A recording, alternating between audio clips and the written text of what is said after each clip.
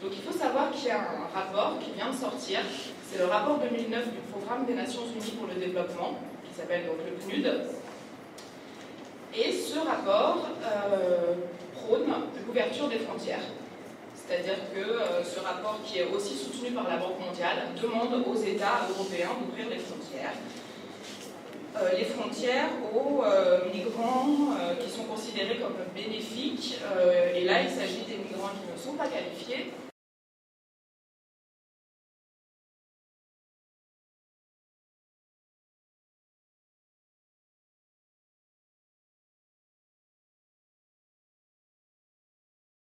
Développés. Et ce rapport estime que les migrants stimulent à coût réduit l'économie en augmentant les revenus, aussi bien du pays d'origine que du pays d'accueil. Donc il faut savoir que les pays d'Europe et d'Amérique du Nord sont des pays qui sont vieillissants.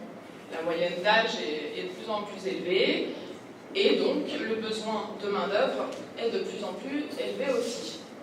Et ce, malgré la crise, il y a toujours un besoin de main-d'œuvre parce qu'il y a une bonne partie des secteurs professionnels qui ne sont pas remplis par les locaux. Il faut savoir aussi que ces conditions de travail sont extrêmement pénibles. Et cette pénibilité, cette exploitation, est renforcée par le fait que les gens n'aient pas les papiers. C'est-à-dire qu'on prend des gens qui n'ont pas les papiers, on ne leur donne surtout pas les papiers pour pouvoir continuer à les exploiter plus facilement. Parce que s'ils avaient les papiers ou s'ils demandaient des droits, ils risquent de coûter plus cher. Donc, il faut savoir que tout ce qu'on appelle la lutte contre l'immigration ne vise pas à supprimer l'immigration. Les États européens n'ont aucun intérêt à supprimer l'immigration. Ils ont juste intérêt à continuer cette immigration dans une situation extrêmement précaire, à continuer à faire travailler les gens pour rien, pour pas grand-chose, à pouvoir les licencier quand ils veulent, à pouvoir les renvoyer, à pas toujours les payer, etc. Et alors, dans le cadre de ce contrôle de l'immigration, les États européens et d'Amérique du Nord particulièrement ont inventé quelque chose qui les aide bien, qui s'appelle le développement, la coopération, tout ça. Alors, il faut savoir que suite aux indépendances, l'Europe a dû trouver un moyen de conserver les avantages économiques qu'elle avait en Afrique, par exemple, mais pas seulement. Elle ne voulait pas, donc l'Europe, laisser partir toutes les ressources minières, agricoles et autres de l'Afrique. Donc on a l'or au Mali, l'uranium au Niger, les diamants en Sierra Leone. Et elle ne voulait pas non plus laisser partir la main-d'œuvre bon marché qu'elle avait de ses anciennes colonies. Donc, de la même façon qu'on a légitimé la colonisation en disant qu'on allait instruire des peuples, l'Europe a présenté sa présence en Afrique, qui a continué par le développement. Elle l'a légitimé en disant, voilà, on reste là, mais on ne reste pas là parce qu'on est toujours des colons, on reste là parce qu'il faut développer. Donc en même temps qu'elle a dit ça, ça lui a permis de laisser toutes les grosses entreprises européennes en Afrique. Donc on a le cas au Mali avec Morila particulièrement, et avec Bouygues et ses mines. Donc le développement a joué un grand rôle dans tout ça. Parce que le développement, ça a été la potion morale de tout ça. Et le développement, ça a été une espèce de croyance. Comme ça, tout le monde a dit il faut le développement.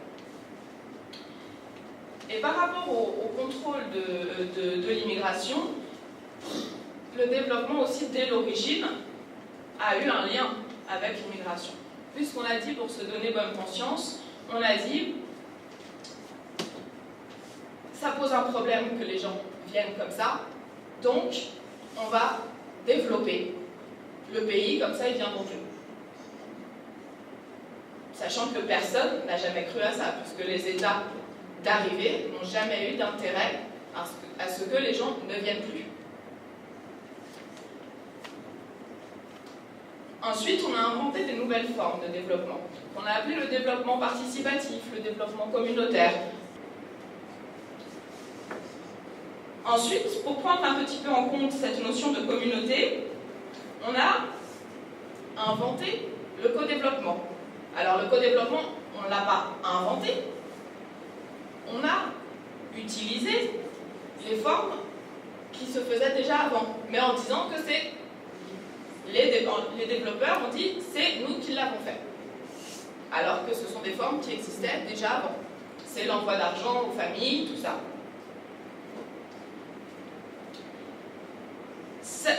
Cette idée du co-développement, ça fait reposer sur les migrants une pression en plus c'est-à-dire qu'ils ne sont redevables, ils sont redevables envers la communauté et ils sont aussi redevables envers les développeurs maintenant.